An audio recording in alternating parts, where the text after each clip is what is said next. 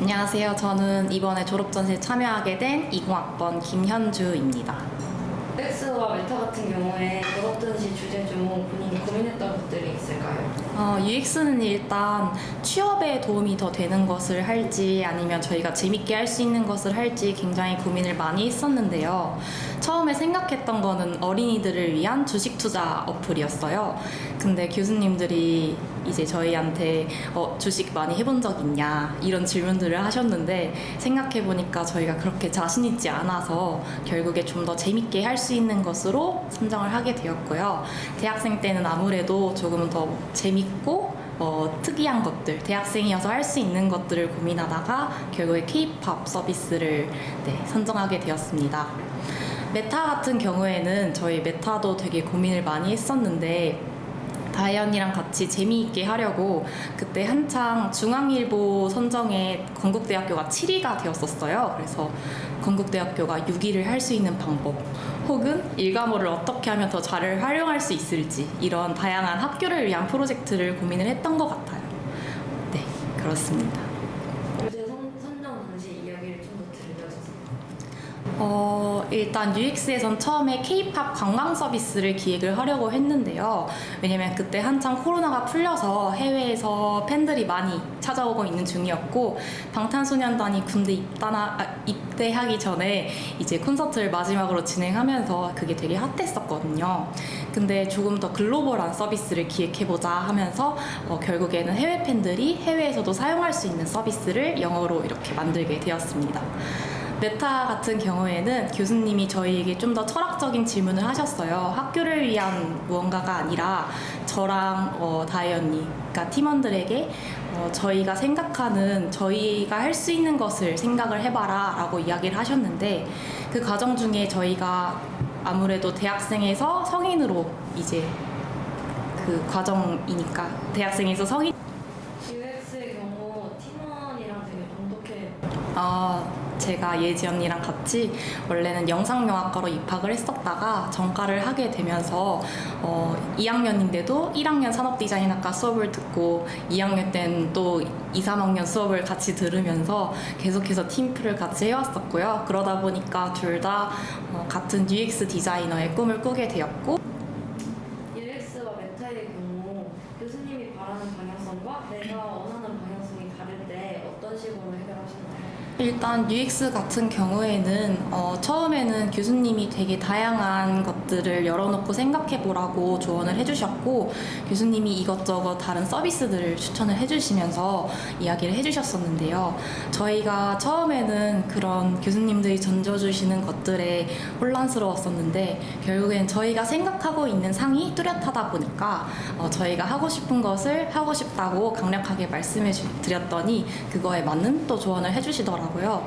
이거는 본인이 어떤 것을 하고 싶은지가 확고하면은 더 잘 해결할 수 있는 현명한 해결 방법인 것 같습니다. 메타 같은 경우에는 정말 생각을 많이 했는데요. 아무래도 둘이서 생각하는 거에서는 한계가 있는 경우가 많아요. 아직 20 몇 년밖에 살지 못한 우리니까 조금 더 나이도 있고 경험도 많으신 교수님이 이제 해주시는 말씀들이 여러모로 많이 조언이 되었었고 그것으로 하여금 저희의 생각의 폭이 더 넓어질 수 있었던 것 같습니다. 다음으로 메타의 경우에는 처음에 이제 팀원분이랑 팀을 어떻게 결성을 하게 되셨나요? 일단 다혜 언니랑은 처음에 둘이 UX 3학년 수업을 들으면서 팀플을 처음 해봤었어요.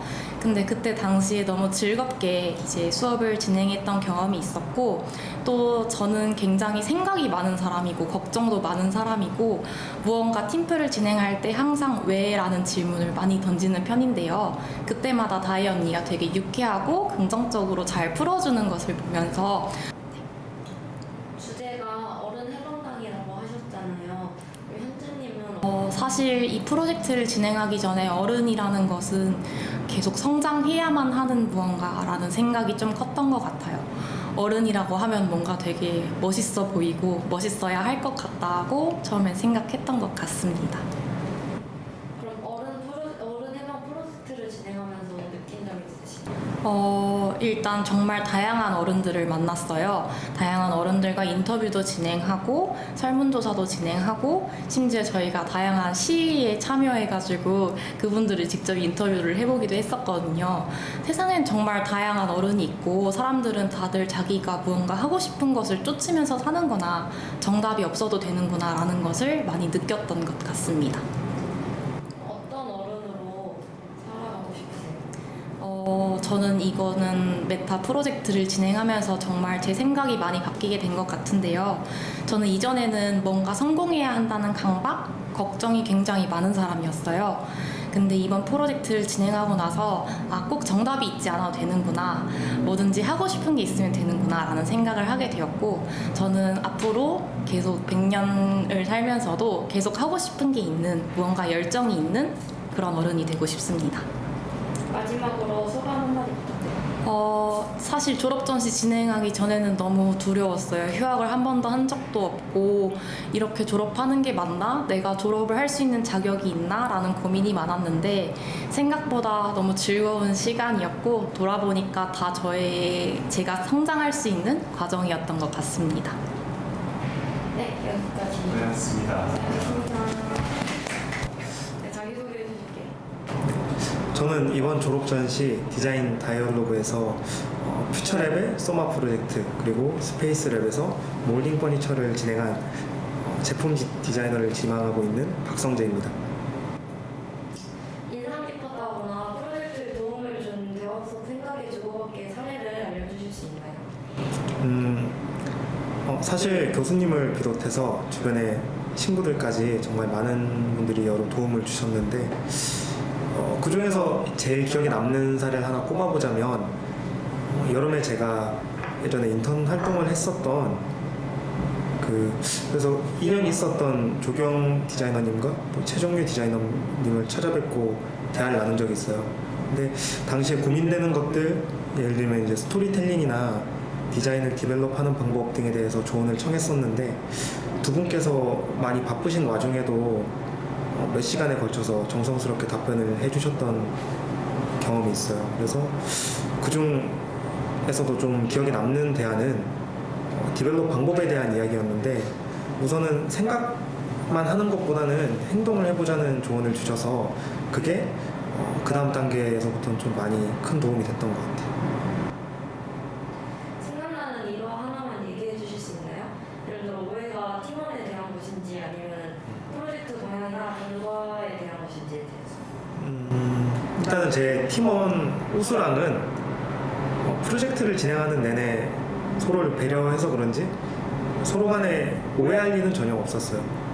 근데 프로젝트 자체가 그냥 프로젝트 자체 비주얼적인 부분에서 약간의 오해가 많았던 것 같은데, 그럴 때는 좀 되도록 서로 말이나 글로 이제 소통을 하기보다는 시각적인 이미지를 중심으로 소통을 함으로써 좀 서로가 가지고 있었던 그런 다른 생각들을 조금씩 합치시킬 수 있었던 것 같아요. 프로젝트가 본인의 자기소개서가 된다니 너무 좋은 것 같습니다. 진행의 중간에 이용하고 있는 현대의 일도에 맞게 본인을 잘 담아내고 있는 것 같은지 궁금합니다.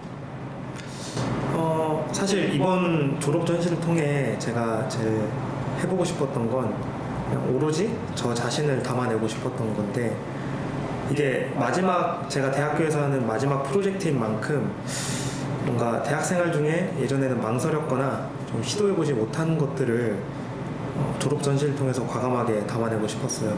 근데 거의 1년에 가까운 기간 동안 매일 프로젝트를 보다 보니까 진행하는 동안에는 몰랐는데, 얼마 전에 사정회 때 다른 팀들과 함께 좀 모아보니까 그런 프로젝트들이 영락없는 제 프로젝트인 느낌이 나서, 흔히들 바이브가 느껴진다고 하잖아요. 그래서 또 같이 사정회 때 참여했던 친구들도 작업물들에서 제 바이브가 느껴지는 것 같다는 이야기를 해줘서 굉장히 좋았습니다.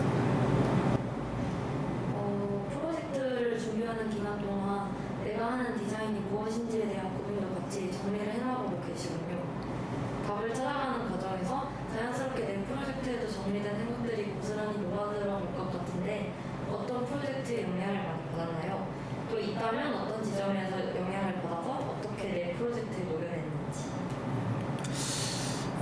우선은 롤링 퍼니처의 경우에는 그러니까 개인적인 저 자신에서 나온 소재에서 이야기를 끌어내는 게 처음엔 너무 어려워서 많이 헤맸던 것 같아요. 아무래도 제가 이전에 해보지 않은 그런 스토리텔링이고 또 프로세스였기 때문에 그랬던 것 같은데, 뭔가 영향받은 프로젝트를 한 가지를 꼽기보다는 일단 시팅 서울에 아카이빙된 그런 국내 선배 디자이너분들 작품이나 콘스탄틴 그리치치 그리고 제스퍼 모리슨 같은 해외 디자이너들 작품을 보면서 그분들이 어떻게 디자인 속에 이야기를 풀어냈는지를 그런 배경 같은 걸 좀 같이 읽어보면서 많이 참고했던 것 같아요. 그리고 소마 프로젝트의 경우에는 컨셉적인 부분보다는 전체적인 무드나 그런 비주얼적인 스타일링의 방향을 정했어야 됐기 때문에 팀원인 우수와 서칭 시스템 같은 아카이빙부터 티네이지 엔지니어링 같은 그런 해외 팀 작업물에서 좀 시각적인 영감을 많이 받은 것 같아요. 그 혹시 마지막 멘트 한마디 해주실 수 있나요? 제 졸전이 거의 마무리가 되고 있는데 지금 당장 드는 기분이나 느낌은 갑자기 뭔가 대학생활이 끝나가는 것 같은 느낌. 처음에는 이게 끝이 나나 싶었지만 어느 정도 이제 시각적인 결과물들이 나오고 뭔가 끝이 보이기 시작하니까 이게 제가 대학교에서 하는 마지막 프로젝트이고 또 학교에서 배운 이제 마지막 결과물이라고 생각을 하니까 약간은 시원하면서도 섭섭한 그런 기분이 드는 것 같습니다. 끝인가요? 네, 그렇죠. 네.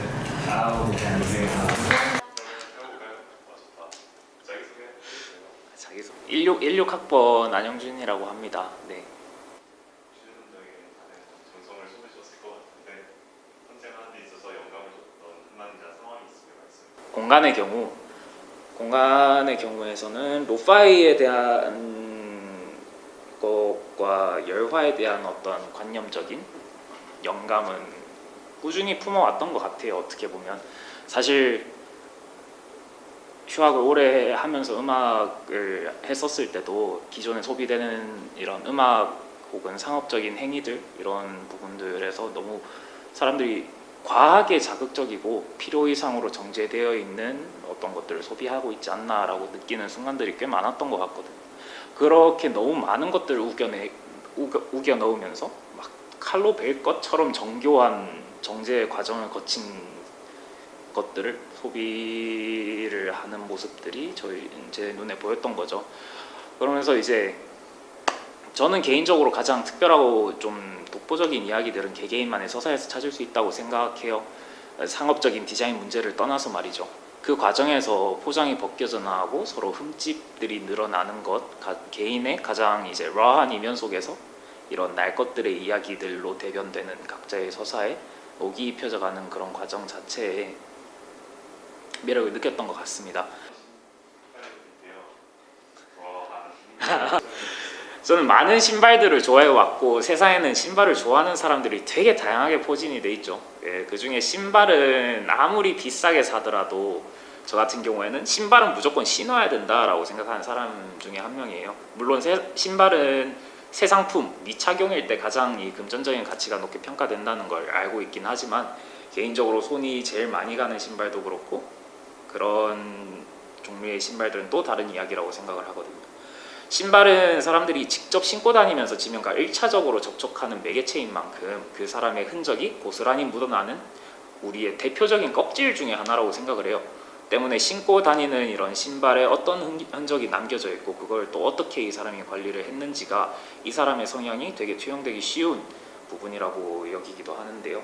때와 장소에 따라 이제 앞서 말했던 다양한 신발을 좋아해 왔지만 개인적으로 가장 애착이 가는 신발은 그래서 스웨이드 재질로 된 신발들이었어요. 물론 그 부분들 말고도 이제 취향에 대해까지 다양한 조건들이 있어 왔지만 그 스웨이드 재질이었다는 게 꽤나 공통 분모로서 작용했던 것 같더라고요. 보니까 스웨이드는 거친 표면만큼이나 그 사람의 활동 흔적이 남기 쉬운 대표적인 재질이기도 하면서 그 터프한 질감만큼이나 되게 관리하기도 까다로운 재질이죠. 그 질감이 저한테는 그 되게 라한 날 것의 느낌으로 매력적으로 다가왔던 것 같습니다.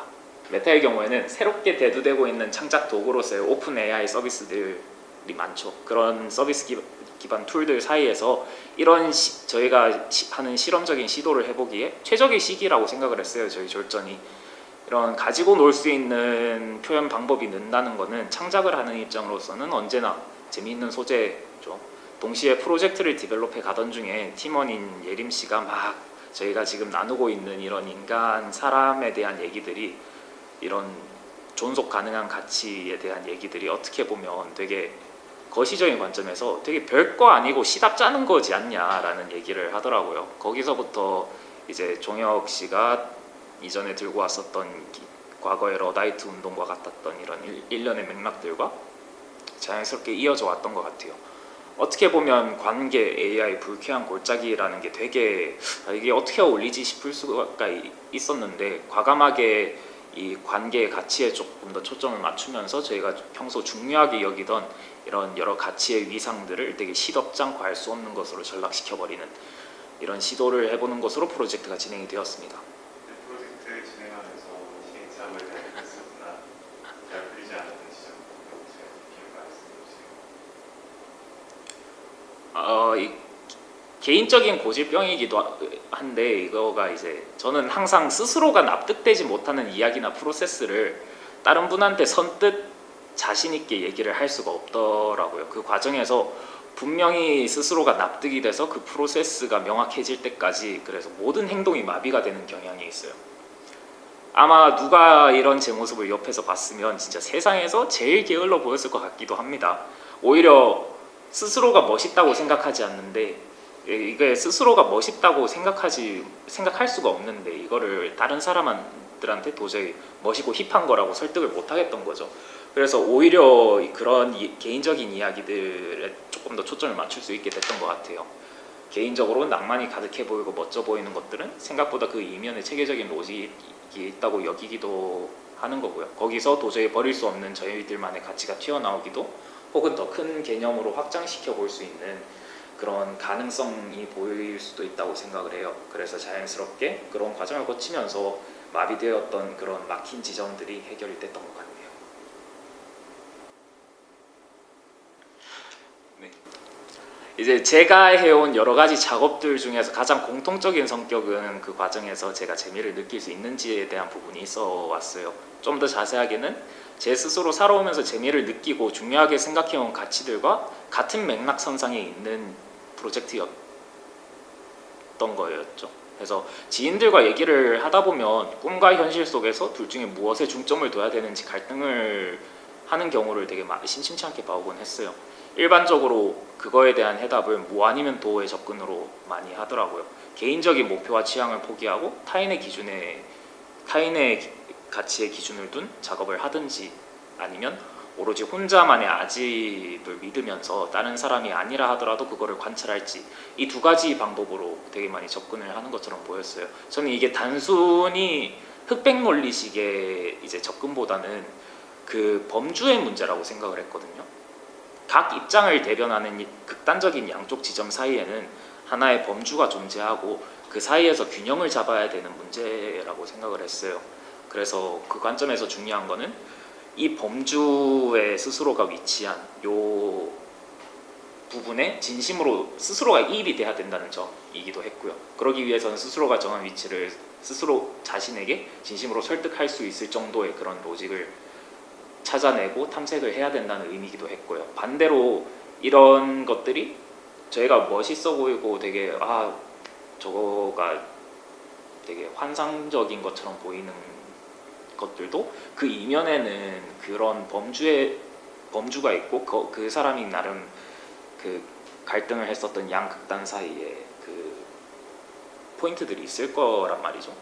그런 낭만이 가득해 보이고 멋져 보이는 것들이 생각보다 그 이면에 체계적인 로직이 있다고 생각한 것도.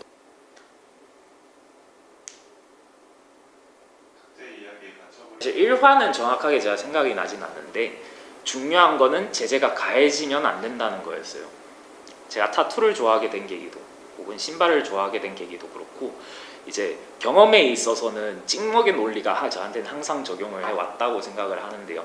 그런 한 사람이 어떤 완고한 생각을 가지게 되면, 그래서 그 방향으로 냅다 한번 진행해보는 경우가 많았던 것 같고, 그를 통해서 기존보다 다른 접근이 가능해짐을 발견했던 경우들이 많았던 것 같아요.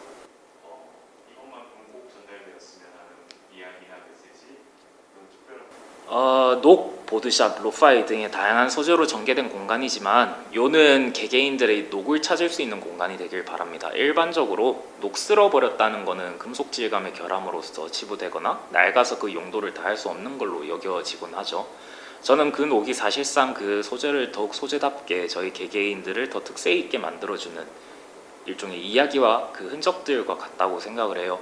녹이 단순히 금속 질감의 성질을 벗어나서 개개인의 가치로 확장이 될 때 그 속에 묻힌 이야기들을 담담하게 또 멋있다고 느껴질 수 있었으면 좋겠습니다. 저희가 인간적으로 완성되지 못한 순간에 보이는 결함들이 스스로한테 아집이 될 때 가장 이상하지만 가장 특별한 이야기들이 나온다고 생각을 하거든요. 녹을 개인의 아집에 접목시킨 것이 흥미로운데 공간의 녹은 어떻게 사용했는지가 궁금합니다. 녹이라는 개념이 가장 직접적으로 투영된 거는 공간이 아닌 브랜드의 의도 자체였다고 생각을 해요. 제가 접목시키고자 한 녹도 단순히 재질적인 결함이 아닌 이제 사람의 퇴적된 흔적이라는 취지였으니까요. 때문에 이제 제 공간 블루베리 러스트에서 녹은 그 공간이 아닌 그 안에 사람들과 음악, 소음과 상품 이런 것들이 대변하게 될 것 같습니다. 메타의 경우에서는 저희는 AI의 시선으로 바라본 저희들의 시덥지 않은 짓을 조명하는 작업을 이제 하고 있습니다. 이는 사람들에게 있어서 중요한 것을 되게 시덥지 않은 가치 없는 것으로 전락시켜버리는 시도로서 낯선 시선으로 우리의 의식 속에 이런 시덥지 않은 가치들을 재조명해보는 프로젝트라고 볼 수 있을 건데요. 그 안에 공감, 배려, 집착의 이야기들 속에서 우리들의 일상적인 장면들이 우리의 관계망, 밖의 타자의 시선으로 봤을 때 얼마나 낯설게 느껴질 수 있는지 그 느낌을 다양한 감각으로 전달받으셨으면 좋겠어요. 저희의 작업물을 보고 되게 뭔지 모를 꺼림칙함과 이상함을 느끼셨다면 그런 것 의도가 제대로 작용했다고 볼 수 있을 것 같네요. 네. 지난번 방학 때 이제 본인이 좀 디벨롭 시켜보고 싶거나 공간의 경우 학기가 시작하기 전 지인들한테 제 졸업 전시는 무조건 멋있고 힙할 거라고 호언장담을 했던 기억이 납니다. 사실 이쯤 프로젝트가 진행된 시점에 과연 그 말을 얼마나 제가 지켜나가고 있는지 스스로 반문을 하게 되기도 하는데요. 이제 학기 초에도 얘기를 했었는데 저는 분명히 앞으로 굉장한 것들을 만들어 갈 것이라고 여기지만 또 반대로 굉장한 것들을 만들어내는 것은 오로지 개인만의 몫은 아니라고 생각을 합니다. 때문에 이번 공간 프로젝트도 다르지 않았는데 분명히 시작은 저만의 이야기에서 시작을 했지만 다양한 사람들과 이야기를 나누고 또 교류를 하면서 더 특색 있는 이야기들이 만들어졌다고 생각을 해요.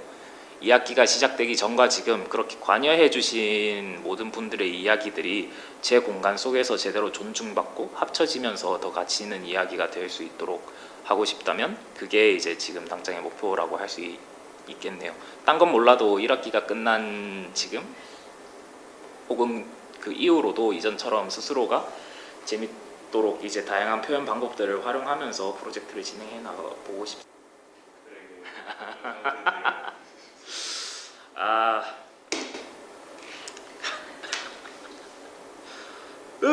어떻게 되지? 저 실질적인 전시에 가까워지고 있는 만큼 다른 결과물들이 이제 다른 조들과 다른 조의 주제들과 유사하지도 그렇다고 또 너무 부딪히지도 않는 결과물로 잘 나오는 것 같다. 다음에 더 재미있는 프로젝트를 졸업 후에도 같이 해보는 걸로 해요. 네, 이상입니다. 고생하셨습니다. 이거 그냥 빼면 자기소개 부탁드립니다. 네, 안녕하십니까. 19학번 윤기영입니다. 웃기네요. 저는 좀 어렸을 때부터 좀 꿈을 크게 가진 편인 것 같아요. 그래서 누가 저한테 꿈이 뭐냐고 물어보면은 저는 좀 디자인계의 손흥민을 꿈꾸고 있다 이렇게 얘기를 했습니다. 예전에는 손흥민 선수가 이제 한창 활동이 엄청 커지기 전에는 그때는 김연아 씨였는데 지금은 손흥민 씨로 바뀌었고요. 근데 이제 그런 흔히 말하는 슈퍼스타를 언급하는 이유가 어렸을 때부터 들었던 생각이 이제 되게 유명한 축구 선수, 유명한 스포츠 선수는 쉽게 언급이 되는데 유명한 디자이너라고 사람들이 물어보면은 다들 디자이너 누가 있지? 약간 이런 식의 좀 경직된 반응이 보였는데 내가 한번 이런 지표를 만들어 보고 싶다 하는 생각이 들어서 그래서 저는 지나가는 누가 물어보든 그냥 내 이름이 나오는 그런 꿈을 꾸고 싶다, 그런 삶을 살고 싶다라고 생각해서 그런 삶을 살려고 하고 있는데 요즘은 살짝 대충 살고 있긴 합니다. 무튼 꿈은 그렇게 크게 가지고 있습니다. 졸업 전시에 접할건 주제 선정에 있어서 많은 정성을 쏟으셨을 것 같은데 이 주제 선정에 있어서 영감을 줬던 한마디나 상황이 있으면 말씀해 주시죠. 주제 같은 경우에는 사실 제가 주제 선정하는 과정이 좀 길었는데 이제 어쨌든 제가 스페이스 플래닝 1, 그러니까 그 전 1학기죠. 1학기에 수강을 했는데 거기서 이제 모호함이라는 키워드로 수업을 진행을 했었거든요. 근데 그 주제가 굉장히 좀 저한테 많은 의미가 있기도 했고 좀 스스로 좀 재밌었던 것 같아요. 그래서 그 주제에서 모호함, 뭔가 뭉개진, 블러 처리, 블러 처리? 뭔가 그런 것들에 대해서 사람들의 인식을 좀 담아보면 재밌겠는데 좀 다르게 프레임을 바꿔보면 재밌겠는데 라고 생각을 해서 그렇게 해서 아이디어를 진행하게 됐습니다. 프로젝트 진행에 있어서 순조롭지만 않으셨을 것 같은데 그런 에피소드들 혹은 안 풀리던 지점이 있었다면 말씀해 주시죠. 안 풀리는 지점. 이제 대부분 아실 분들은 아시겠지만 제가 작년에도 졸전을 했었거든요.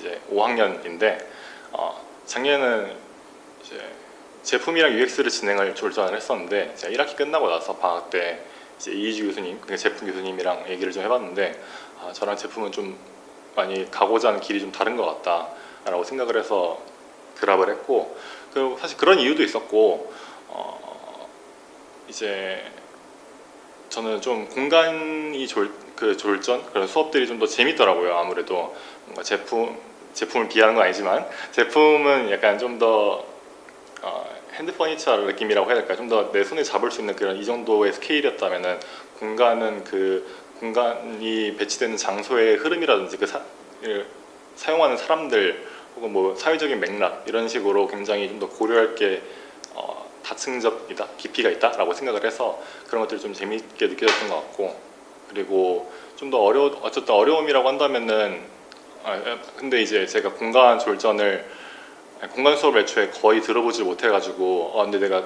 별로 안 들어봤는데 수업을 바로 졸전을 들어가는 게 맞나? 해서 그때 제가 그 학기에 이제 공간 수업을 수강 신청 때 엄청 넣었거든요. 공간을 이제 수업을 3개 들었는데 뭔가 그게 좀 어려웠던 것 같아요. 한 번에 그렇게 내 머리에 공간에 대한 지식을 꾸겨 넣는 그 과정이 좀 힘들었는데 어쨌든 그 과정에서 좀 얻을 수 있었던 거는 아무래도 3분의 교수님이 계시기도 했고 사실 3번의 수업이 있었고 그리고 그 과정에서 많은 친구들이 사실 본인들의 작업물을 가져오잖아요. 그리고 저도 그것들을 보기도 했고 그리고 그분들이 이제 컨펌 받는 과정을 통해서 나도 이런 것들을 보면 이건 되게 좋구나, 내가 채용하고 이건 좀 아쉽다고 판단이 됐구나, 반면 교사로 삼고 이런 식으로 좀 빠르게 성장을 했던 것 같습니다. 이제 작품 진행하다 보면 팀원이나 교수님과 불가피하게 말씀이 생기곤 하는데 팀원이 계십니까? 아니요, 저는 혼자 있습니다. 그러면 소통 중에 혹시 속상하거나 말하지 못한 일이 있다고 말씀해 주실 수 있나요? 속상한 건 사실 제가 성격이 워낙 그냥 편하게 얘기를 하다 보니까 그런 것들은 딱히 없었는데 이제 아무래도 앞서 말씀드린 것처럼 제가 그러니까 그 공간 수업이 좀 거의 처음에 가깝다 보니까 이제 좀 더 명확하게 피드백을 좀 받고 싶은 그런 생각이 있었거든요. 차라리 좀 차갑지만 그래도 강하게 이건 좋은 거다, 이건 좋지 않은 거다 이런 식으로 좀 얘기를 듣고 싶었는데 그때 정광 교수님 그 공간 교수님 성향이 뭔가 저한테는 제가 느끼기로는 막 그렇게 얘기하시진 않고 약간 그거는 뭐 상황에 따라 좋을 수도 있고 좋지 않은 아이디어일 수도 있지 이런 식으로 제가 느끼기에는 살짝 모호하다라고 느꼈거든요. 근데 이제 그게 조금 힘들었는데 이제 지나고 나서 생각을 해보면은 사실 일부러 그렇게 모호하게 말씀을 하신 거라고 저는 생각을 해요.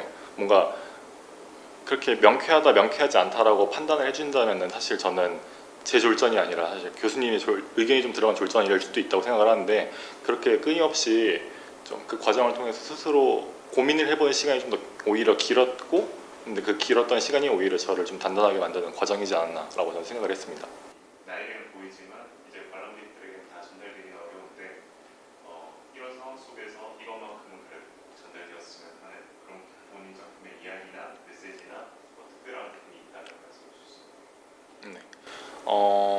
대상을 좀 다양하게 다각화해서 바라볼 수 있는 전시 장소라는 게 이제 제 컨셉인데, 어쨌든 제가 던지는 메시지는 그 찰나의 판단에 좀 구속되지 않았으면 좋겠다라는 게 사실 제가 던지는 메시지거든요.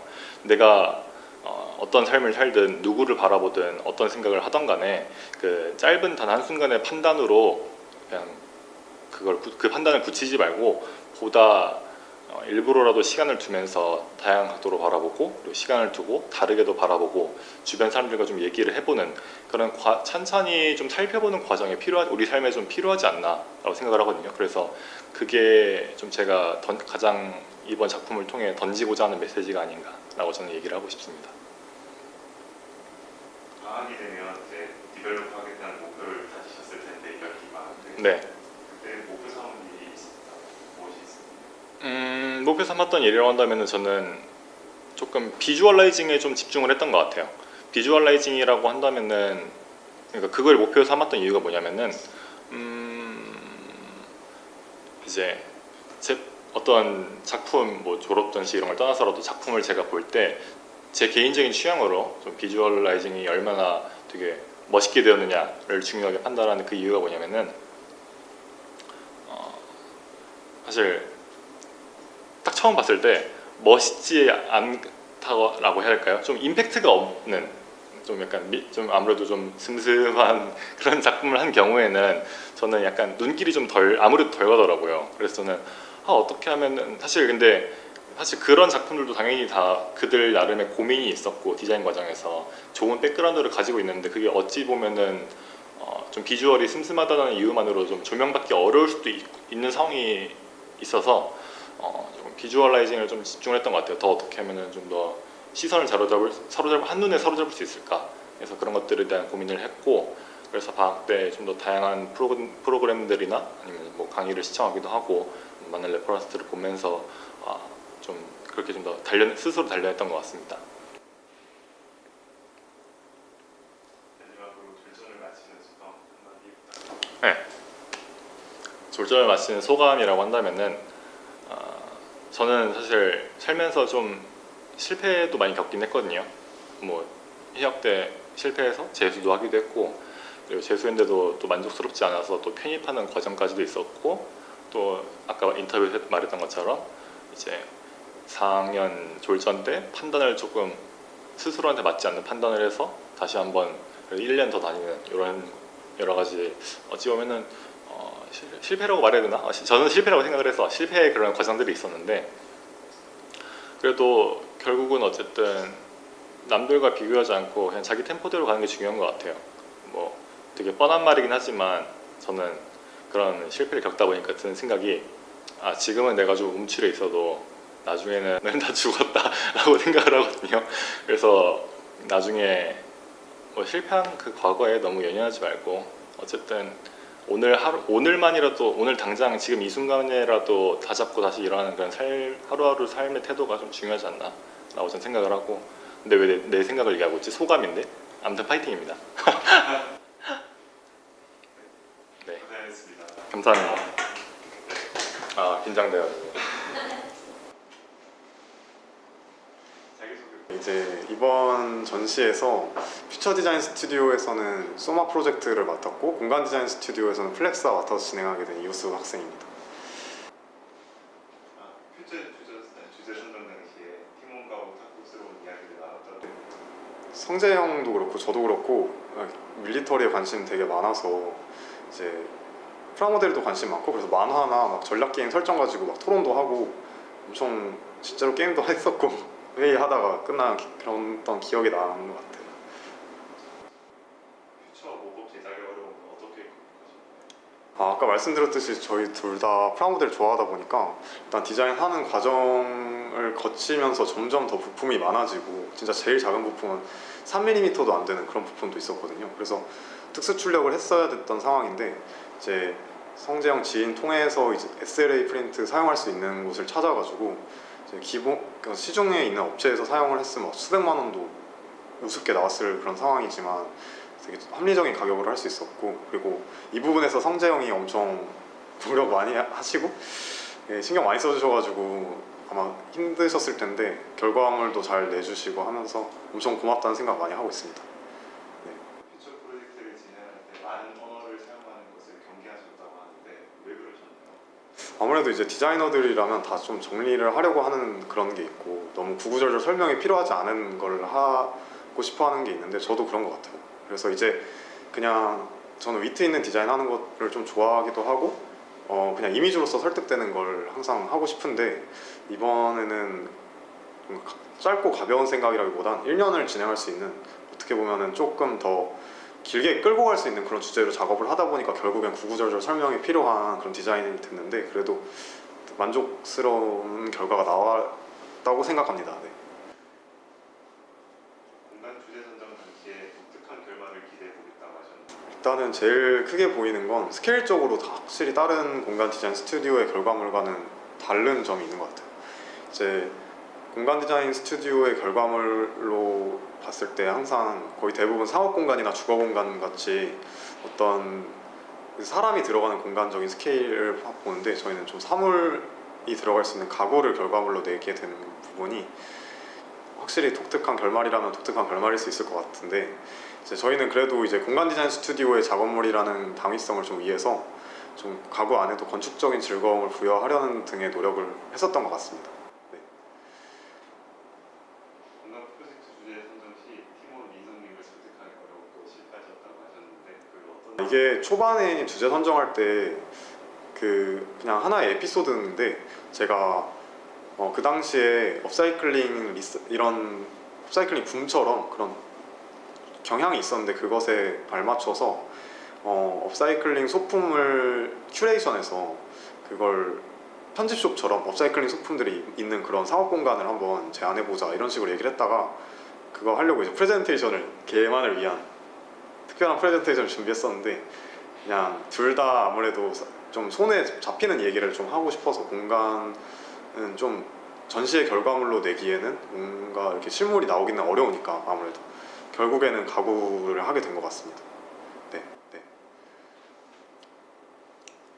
공간 프로젝트를 진행하면서 모티브가 될 공간을 빌려서 심층 답사한다고 하셨는데 처음에는 이제 골목길에서 저희가 인사이트를 얻은 그 작업물이다 보니까 골목길 중에서도 아이덴티티가 좀 짙은 해방촌이나 을지로 같은 곳에 직접 가서 이렇게 좀 살아도 보고 좀 더 심층적인 답사를 진행을 해보려고 했는데 그거보다는 좀 더 공간이라는 곳에 골목이라는 곳에 좀 보편적인 이야기를 하는 게 사람들의 공감을 얻기도 쉽고 어떤 매력적인 부분도 더 있을 거라고 생각을 해가지고 어느 지역에 들러서 심층적인 조사를 하지 않았고요. 그냥 저희 플렉사에는 골목의 보편적인 이야기, 어떤 누구나 생각할 수 있는 그런 즐거움에 대해서 생각을 하려고 했던 것 같습니다.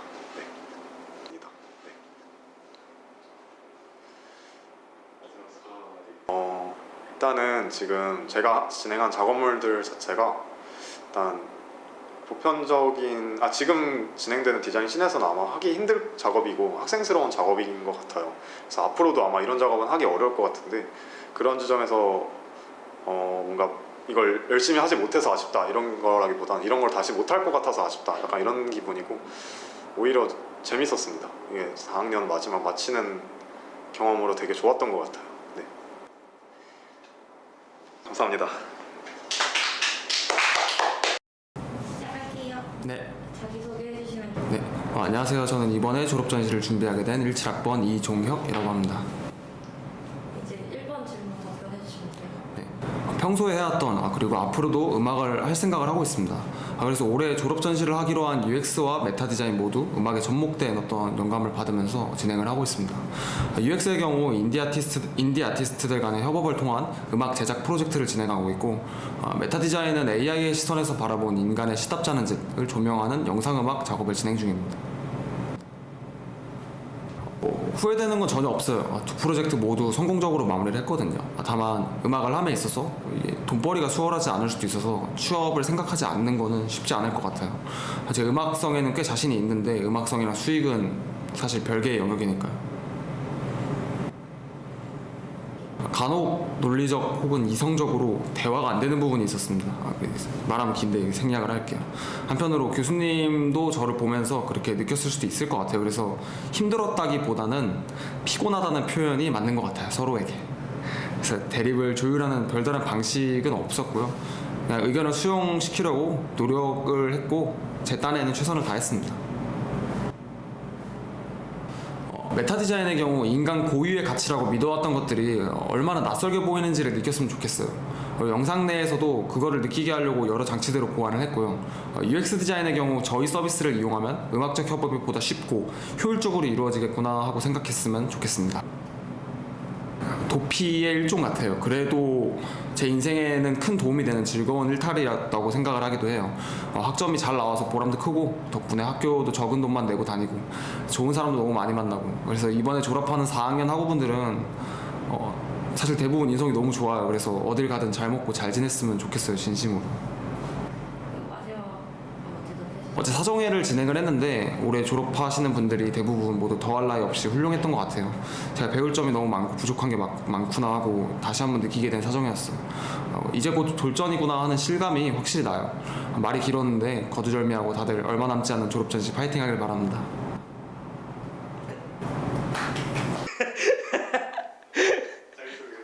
안녕하세요. 저는 건국대학교 산업디자인학과 17학번 허용이라고 합니다.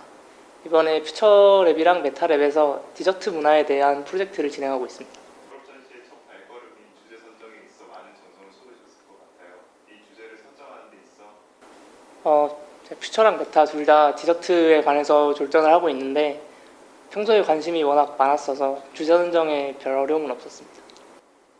언제부터 어떤 계기로 디저트 분야에 원래 아트토이 분야와 캐릭터 브랜딩에 관심이 많았는데, 그래서 혼자 서울 일러스트 페어나 캐릭터 라이선싱 페어 같은 많은 페어들도 나가보면서 열심히 활동을 했었는데, 그때 제가 만든 캐릭터가 디저트를 좋아하는 컨셉의 캐릭터여서 디저트를 먹는 그림을 되게 많이 그렸었는데, 그리다가 그럼 내가 한번 만들어도 되겠다 하는 생각이 들어서 배우면서 만들어 보다가 한두 번 만들다 보니까 이제 진심이 되고 그러다가 지금까지 하고 있는 것 같아요.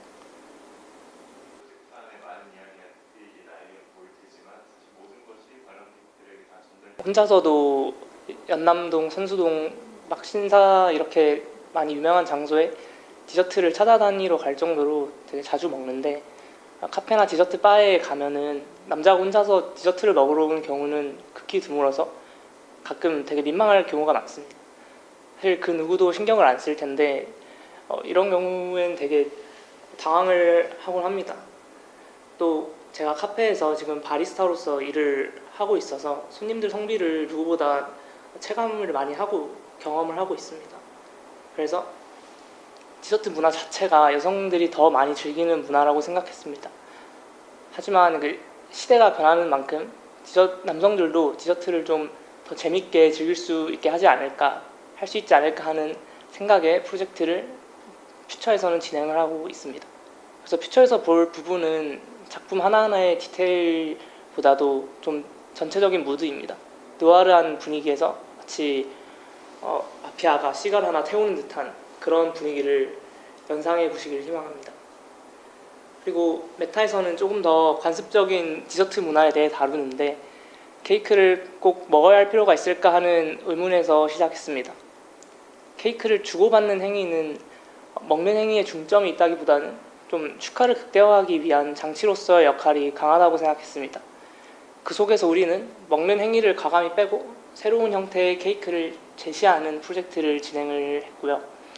이렇듯 저는 일상에서 우리가 흔하게 접하는 것들을 비틀어 생각해서 설득력 있는 결과물로 나오면 그것만으로 굉장히 의미 있는 행위라고 생각합니다. 저의 표현 매개체가 디저트와 그 분야인 것뿐이고 제 작품을 보면서 그냥 이런 신기한 생각을 할 수도 있구나 하면서 봐주시면 될 것 같아요.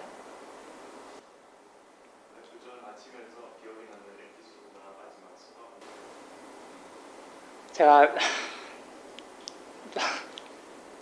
그 졸졸하면서 유도하다가 쇄골이 부러져가지고 지금 거동이 좀 힘든 상태였는데 지금 많이 나았고 제가 7년 동안 학교에 좀 몸 담고 있으면서 졸업 전시를 여러 개를 많이 봤는데 이번 졸업 전시가 제일 잘한 것 같아요.